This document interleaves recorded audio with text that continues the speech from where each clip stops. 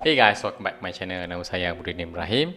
Saya adalah seorang banker dan sekarang adalah digital realtor ataupun kita panggil sebagai real estate negotiator. So hari ni saya nak kongsikan ada 4 cara macam mana anda boleh melabur hartanah. Kalau macam orang cakap melabur hartanah ni, biasanya orang cakap nak kena keluarkan modal yang besar, nak kena ada preparekan deposit 10%, berpuluh-puluh ribu kan. Tapi sebenarnya ada cara lain yang kita boleh invest, bukan je setakat melalui jual dan beli hartanah ataupun sewa. Kita ada 4 perkara utama yang biasanya nombor 4 tu jarang sangat orang dengar, dan hari ni saya akan kongsikan kepada anda. So apa lagi? Let's get started. Jadi yang pertama sekali, cara melabur hartanah yang paling common adalah paling familiar adalah melalui jual dan beli hartanah. So itu adalah cara pertama lah. So ini adalah biasanya orang tahu bila kita bercakap tentang soal jual dan beli hartanah ni, ianya akan melibatkan beberapa perkara lah. Pertama sekali, sekiranya anda tak mempunyai modal yang cukup, anda perlu sediakan 10% deposit, dan selebihnya kita akan berurusan atau pinjam fasiliti daripada bank. Kekuatan kategori pertama ni adalah kita dapat dari segi capital appreciation.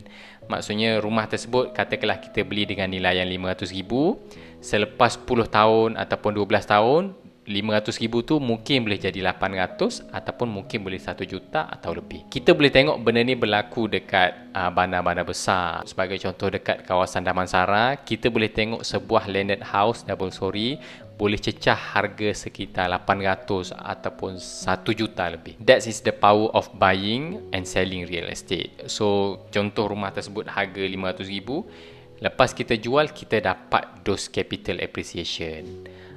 So kebiasaannya untuk masuk dalam this kategori, kita kena perlu beberapa kriteria. Kita kena tahu lokasi yang betul, kita kena tahu matlamat yang kita nak beli, kita kena tahu berapa modal yang kita kena sediakan selepas dan sebelum kita mendapat kunci.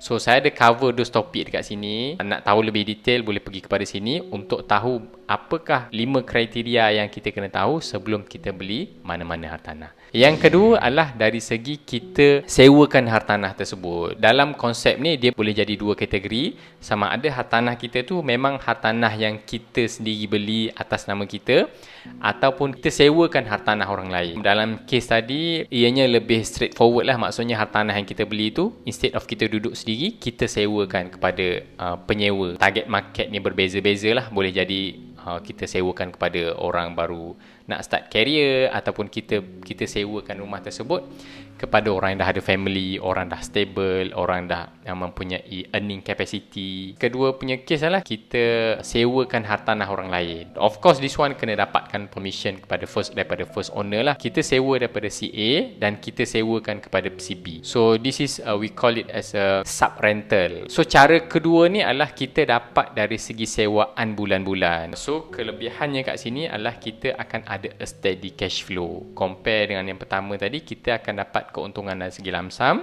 Yang kedua ni kita dapat a steady cash flow daripada kita punya rental income. So yang kedua ni, kalau kategori yang kita sewakan rumah yang kita sewa tu, of course dia punya modal dia tu tak sebesar yang pertama tadi. Yang ketiga adalah a very seasoned investor ataupun orang yang dah berpengalaman jual dan beli property. We call it as a flipping property. Ini is a very high risk punya strategi, high risk punya method. Dia beli hartanah yang tengah dalam pembinaan, mungkin dia beli at 20 or 30% discount. Now, of course dia kena ada a connection dengan a group of people, we call it as a guru, ataupun kena ada connection dengan property agent yang tahu okay, this house tengah ada discount at 30%. So bila dia buy 30% below the market, of course once hartanah tu dah siap, dia can jual hartanah tersebut. Biasanya dalam 3 ke 2 tahun setengah, dia make around 30% punya profit. This is a very high risk punya strategi lah. But kalau kita buat this strategi dengan betul, sebenarnya kita boleh make a very good money. Biasanya hartanah ni bila dia dah siap, dia akan lagi tinggi value dia tu daripada harga yang kita beli. So might be kita dah beli around 20% punya discount, dan once rumah tu dah siap, because of the sentiment, because of the speculation, kebetulan dekat situ pun ada new development infrastructure yang baru nak naik. So they might be get a extra 30 or 20%. So yeah, that's how they making money lah. Anda perlu kepada risk appetite yang tinggi sikit dan kena ada modal yang agak kasar sikit lah. Sebab who knows bila cakap pasal investing ni, tak ada siapa yang boleh janjikan bahawa okay, this property akan dijual pada that amount lah. So there is nothing certain about when we talk about investing. Untuk orang yang baru nak berjinak dalam dunia pelaburan hartanah ni, so yang ketiga ni saya tak recommend sangat, unless you are very seasoned investor, dah ada pengalaman, dah ada cukup duit, dah ada knowledge dan sebagainya, you pun dah buat due diligence. Dan akhir sekali, yang ramai orang tak tahu adalah we call it as a crowdfunding real estate investment. Biasanya ini adalah cara yang paling senang menggunakan modal yang paling minima untuk kita mempunyai ataupun untuk kita melabur dalam hartanah. Biasanya ada dua kategori. Yang pertama, kita boleh beli part of shareholding company yang melabur ataupun yang memiliki hartanah tersebut dalam bentuk saham. Saham ni kita boleh beli direct melalui bursa saham. Kita boleh pilih mana-mana kaunter. Kalau tak silap saya, Security Commission ada listkan sekitar dalam 16 ke 18 list of REITs.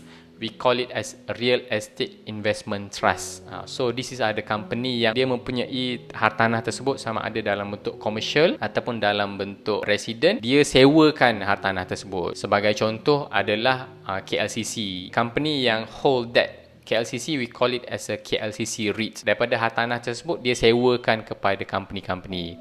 So, daripada sewaan, daripada keuntungan company tersebut, dia berikan dalam bentuk dividen ataupun pulangan secara tahunan kepada pelabur-pelabur ataupun kepada shareholder. So, kalau anda memiliki part of that share, so you are eligible to get the dividend. Yang satu lagi, we call it as a EHB. So, saya rasa this EHB ni dah getting familiar, dah makin ramai orang kenal. EHB ni Amanah Hartanah Bumi Putera. So, the concept is sama juga macam REITs yang lain. Cumanya kalau tak silap saya, EHB ni dari segi jumlah saham yang kita boleh beli tu sangat limited. Sebab dia adalah fixed unit trust. Berbeza dengan saham REITs tadi yang kita beli dekat kaunter saham. So, harga dia tu bergantung kepada supply and demand. Bercakap pasal EHB tadi, EHB ni bagi 2 kali punya pulangan. Biasanya setiap setengah tahun dia bagi dan lagi setengah tahun pun dia bagi juga. On average, kalau tak silap saya, sekitar dalam 6.6 ke 7% macam tu lah. Might be untuk first half dia bagi dalam 3%, another half dia bagi dalam 3% in term of dividend. Anda yang baru nak berjinak-jinak dalam pelaburan hartanah dan anda pun tak nak terlepas dalam, sebab orang cakap bila kena melabur hartanah, sebab pelaburan hartanah ni adalah pelaburan yang menguntungkan.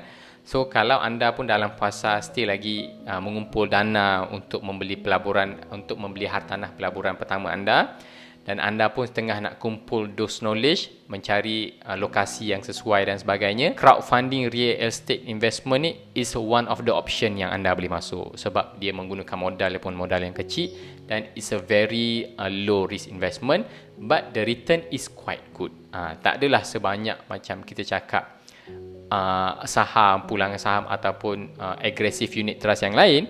Tapi ianya boleh jadi one option yang katakanlah anda dah penuh, anda punya ESB pun dah penuh, tabung haji pun dah penuh, dan anda looking for other option yang safe and at the same time giving you profit. So AHB ataupun REITs ni anda boleh tengok.